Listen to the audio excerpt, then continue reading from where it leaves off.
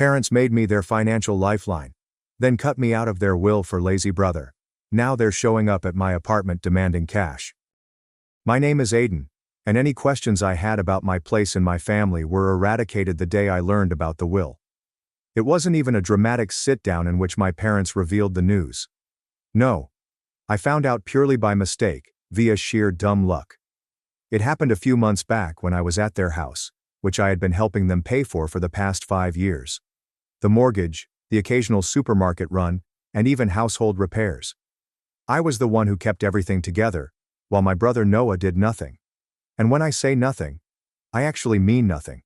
No job, no obligations, just sitting around waiting for life to deliver him everything on a silver platter, which evidently my parents were more than glad to do.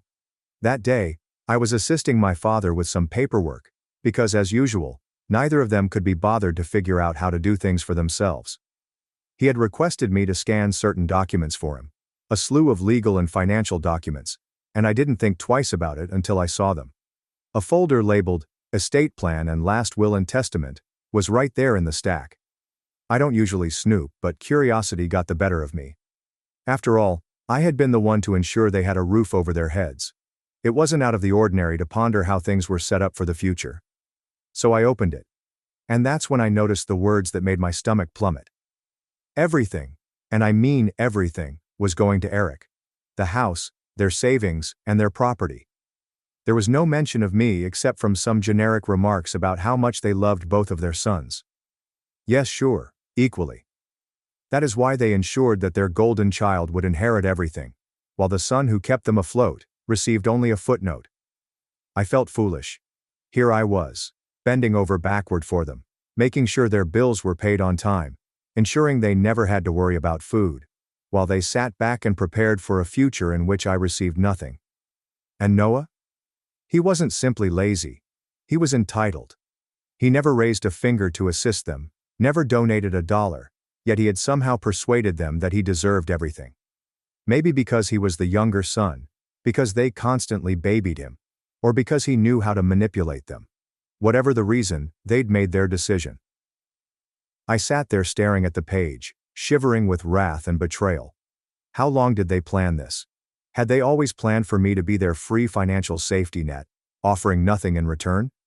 Have they ever appreciated what I accomplished for them? I had no idea how long I'd been sitting there, but my father eventually realized that I wasn't scanning anything. "Hey Aiden, what is taking so long?"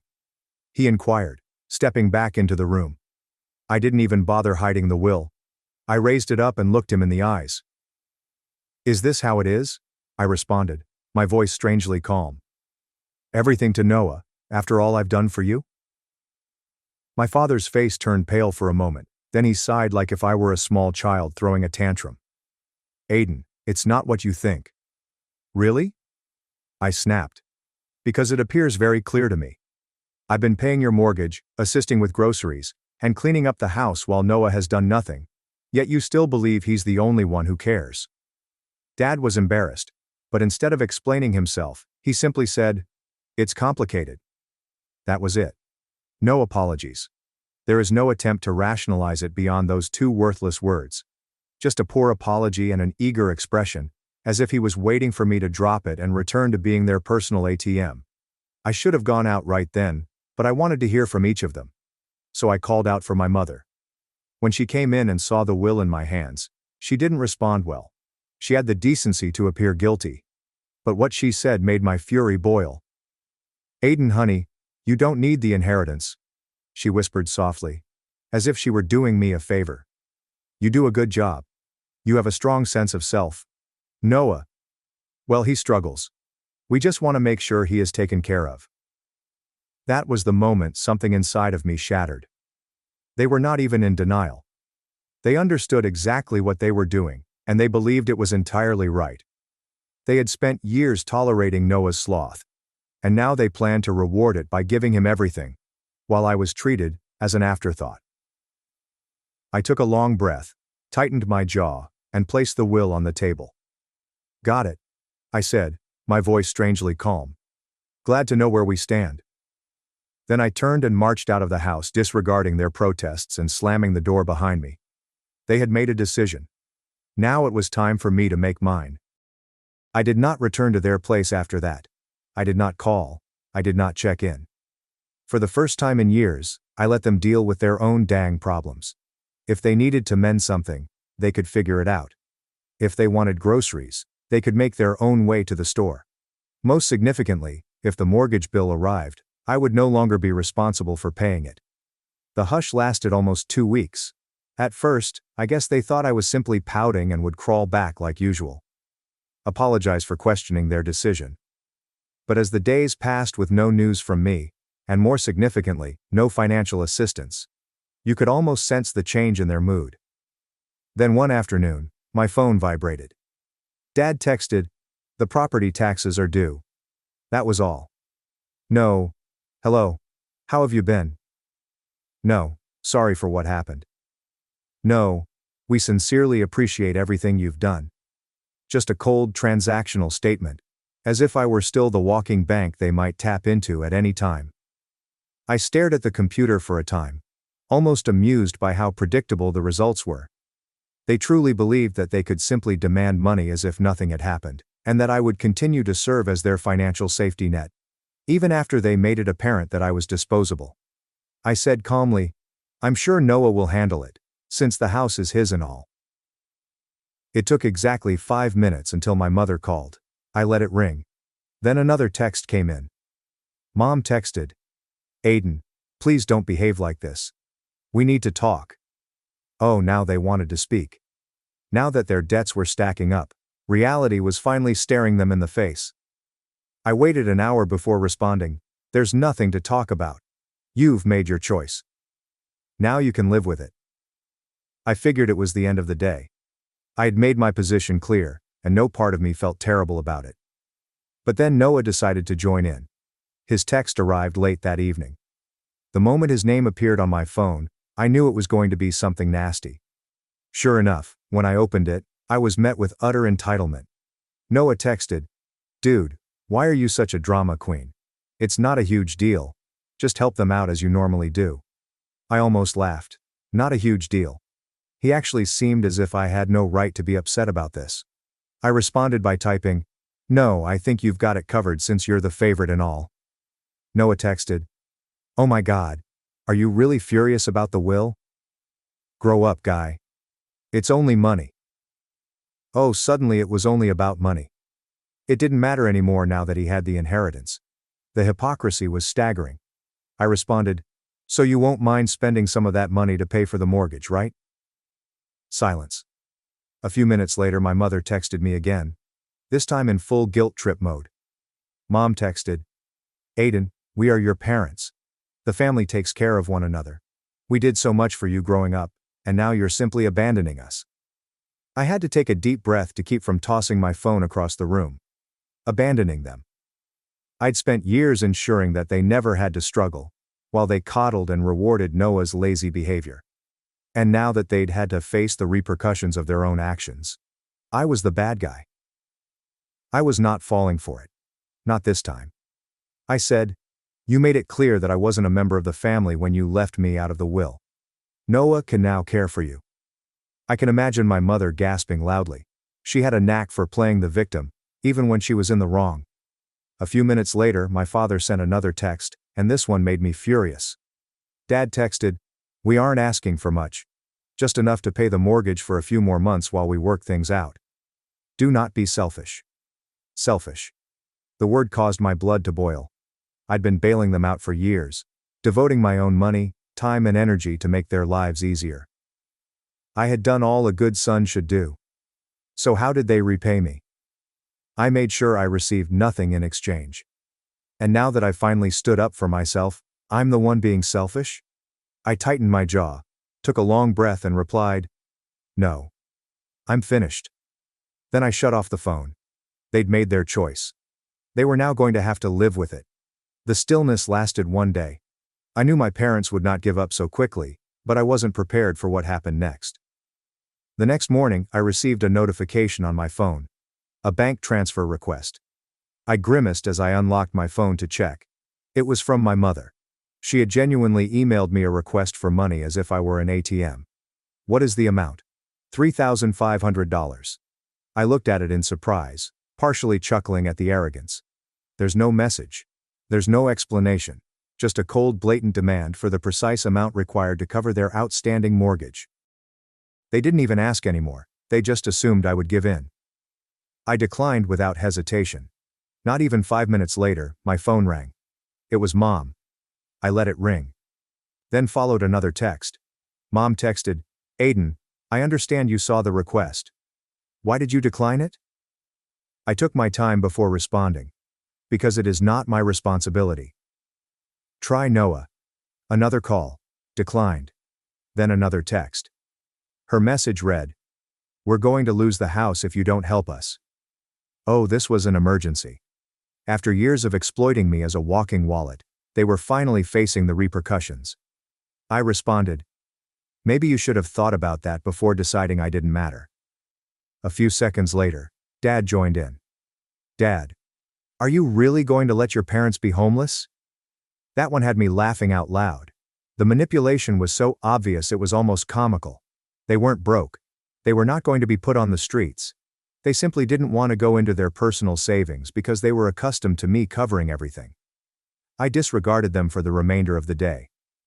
That night, I received an SMS from Noah. "Dude, just send the money already. You're exaggerating the severity of the situation." I clenched my jaw. This entitled little punk thought he could lecture me. I responded, "You mean the same money you're inheriting? Why aren't you sending it?" His response came quickly. Noah responded with a message. "You know I don't have that kind of cash right now." Oh, so it was now about cost. He was fine with me draining my accounts, but whenever it was his turn, he had nothing to offer. I said, "You'd better figure it out then, bro. You are the one they chose." No response. I went to bed feeling strangely relaxed, as if I had finally broken free from years of manipulation. However, the situation worsened the following day. I was at work when I received a call from my apartment's front desk. "Hey Aiden, your parents are here." I almost dropped my phone. "What?" I asked. She paused before responding. "They're saying it's an emergency and that you won't answer their calls." Oh my God. They showed up in my flat simply because I stopped paying their bills. I took a deep breath and pinched the bridge of my nose. "Please do not give them up. I am not expecting them." There was an awkward moment. They're being kind of pushy." I clenched my jaw. "I do not care. They can leave." I hung up and instantly received a text from Mom. "We're downstairs. Open the door. No question, there's no explanation, just another demand." I didn't respond. Mom sent another text. "Aiden, we're not leaving until you talk to us." I breathed sharply and stood up from my desk. They were not about to back down. Fine. I was about to teach them a lesson they would never forget. I snatched my keys and stormed downstairs, my blood seething. I wasn't terrified. I was outraged. The audacity of these guys to show up at my house uninvited and demand money as if I were their personal ATM. Not even a phone call beforehand. Not even a half-hearted apologies. Just a straight-up ambush. They imagined they could corner me into submission like I was a naive child. I pulled open the door and there they were. Mother, father, and of course Noah. Everyone stood in a tight compact formation, as if they were preparing to stage a family intervention. Mom had her arms crossed, her typical disappointed mother expression locked and loaded. Dad stood rigid, hands in his pockets, his face a mix of frustration and entitlement. He couldn't believe I was making him do this in person. And Noah, the little leech, had the gall to appear bored, as if the whole thing was only somewhat inconvenient for him. As if he was not the cause of any of this. When Mom saw me, she went into full theatrical. "Aiden, finally. We need to talk." I leaned against the doorframe, arms crossed. "No, you need to leave." She blinked, as if she was unable to absorb what I had just said. "Excuse me." "You heard me." My voice was calm, controlled, and firm. "You can't just show up at my residence and demand money. That is insane." Dad gave a quick scoff. "Are you really going to let us lose the house over a minor disagreement?" I gave out a frigid laugh. "A petty grudge? Oh, you mean the one in which you determined I was good enough to pay your bills but not worthy of inclusion in your will? Is that a grudge?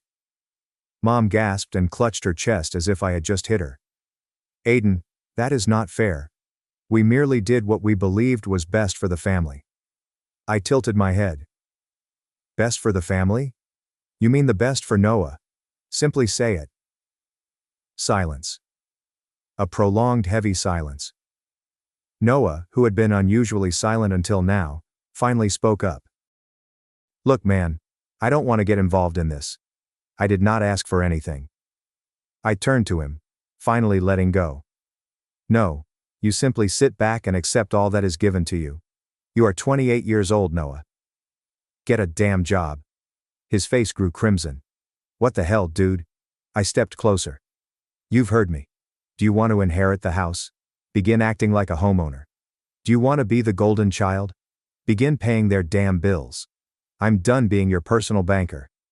Noah averted his gaze, his attention drawn to the sidewalk. Mom took a deep breath and refocused her guilt trip. Aiden, he's your brother. I nodded. Yep, and I've been there for him longer than you have. Dad's face clouded. You're being selfish. I laughed. A genuine laugh. Oh, that's rich coming from you. I gestured between them. You two agreed that Noah deserved everything, while I deserved nothing. And now when it's time to pay the price for your decision, you're attempting to coerce me into repairing it for you. Not happening. Mom's voice became sharper. We thought you'd be mature about this. I raised an eyebrow. Mature? You mean I should simply accept that I was betrayed and continue to pay your bills? Because let's be honest, that's what you wanted. Dad stepped nearer, attempting to loom over me as he had when I was a child. We reared you, Aiden. We provided you with food, clothing, and everything else you needed. The least you could do is aid us right now. I looked him dead in the eyes.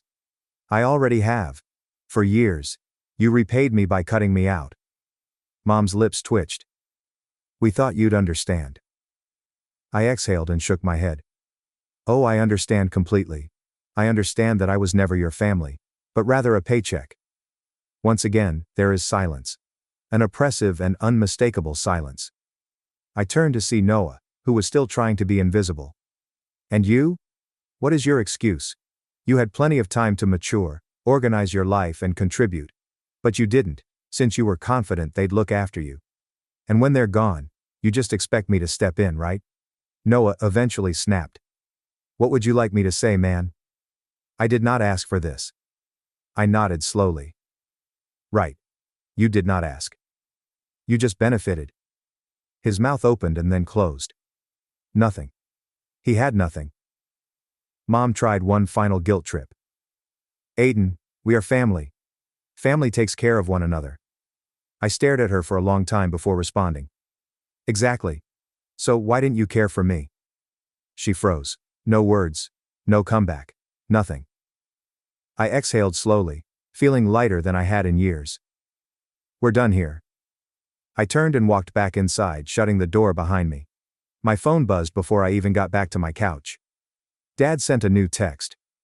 Wow. After everything we've done for you, are you really going to leave us? I smirked and typed back. Number, you abandoned me. I'm just now accepting it. I pressed send. Then I blocked their numbers. But I had no idea that blocking them would simply make matters worse. Things quickly spiraled out of control. Less than a day after blocking them, I began receiving posts on Facebook. My parents were never very tech-savvy, but they knew how to voice their problems online. Especially when they felt self-righteous. At first, I assumed it was simply my folks being dramatic. I mean, that was their go-to move. Broadcasting family dysfunction for all to see. But as I browsed through their pages, I realized it wasn't just about me not assisting with finances anymore. The posts were camouflaged as family affection, but they were carefully veiled attacks on me. Mom had said something about how she did not train her son to be selfish, and how true families support one another, no matter what. A handful of her acquaintances said I was a letdown and out of touch with what actually mattered. Then Dad responded with his own post. So-called family members should never abandon you when you need them the most. We sacrificed everything to our children, and this is how we were rewarded. My son, who should be aiding us in our golden years, has decided to desert us. He tagged me and added the passive-aggressive, "I hope you're happy," at the end. The real kicker, however, came from Noah. I should have known he'd join in on the drama. He shared a post full of inaccuracies. Some individuals believe that family is all about money. They do not realize that family is about love and sacrifice. I would do anything for my parents, but some individuals don't understand that. They're too caught up in themselves to know that true love is aiding those who reared you. He even made a disguised swipe at me. I wish some people could understand what it truly means to be family. I love my parents and appreciate everything they've done for me. That was it. That was my breaking point. I sat there staring at the TV in bewilderment.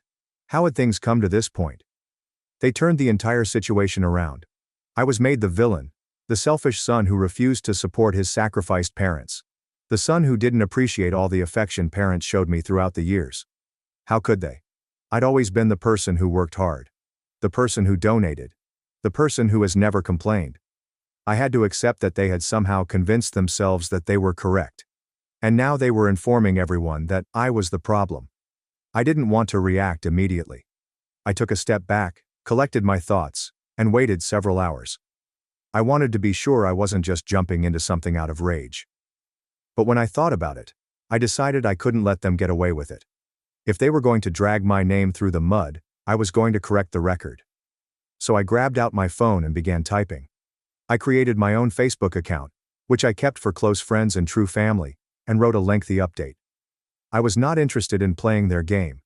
I did not want to get mired down in petty back and forths. I wanted to tell the truth. This is what I wrote. I know I've been silent for the past several days, but I can't keep it up any longer. My relatives have been spreading false information about me online. They've painted me as the villain, the selfish person who refuses to assist my parents in their time of need. I'm here to set the record straight. I've always assisted my family. I've been helping with bills, paying for groceries, and supporting them in any way I can since I was able to find work. However, there comes a moment when you can no longer give without being respected. Over the years, I've seen my parents favor Noah, giving him everything: the house, the money, and the attention. Meanwhile, I was expected to continue providing without ever being treated as equal. Some of you may be reading this and thinking, well, that's just how families work. But here's the truth. Family should be a mutual relationship. When I learned that my parents had left everything to Noah in their will, I recognized how one-sided our relationship had been. They did not give me a second thought. They've made it apparent that I'm only the one they can rely on when things go tough, not the one they truly want around unless it's convenient for them. For years, I've been responsible for paying for their lifestyle. I've paid for vacations, bills, and even assisted with things like house taxes. And for what? To be viewed as a backup plan? I am done. I am not merely a wallet from which they may withdraw money whenever they need it. I am a human being and deserve to be respected. I've earned the right to be treated like I'm important, not only when they need something from me. As for Noah, it is time for him to mature. He's 28 years old and has never worked in his life. He has never taken responsibility for anything. My parents have been enabling him for so long that it's no surprise he's their favorite. But here's the thing. He's had plenty of time to sort his life out. Now it's time for him to stand on his own 2 feet. Everyone who has been following this drama and supporting my parents should understand that every tale has 2 sides. Indeed, family is vital.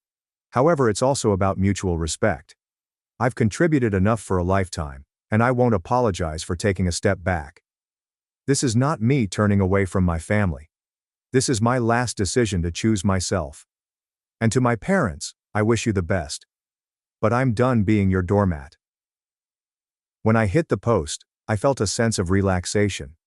For the first time in my life, I was telling the world the truth about my family. How they had taken advantage of me for years. How they had always expected me to be the one to save them, without ever considering my own needs. I wasn't going to let their story dominate my life anymore. The reactions were swift. Some people I hadn't spoken with in years came forward to offer their support.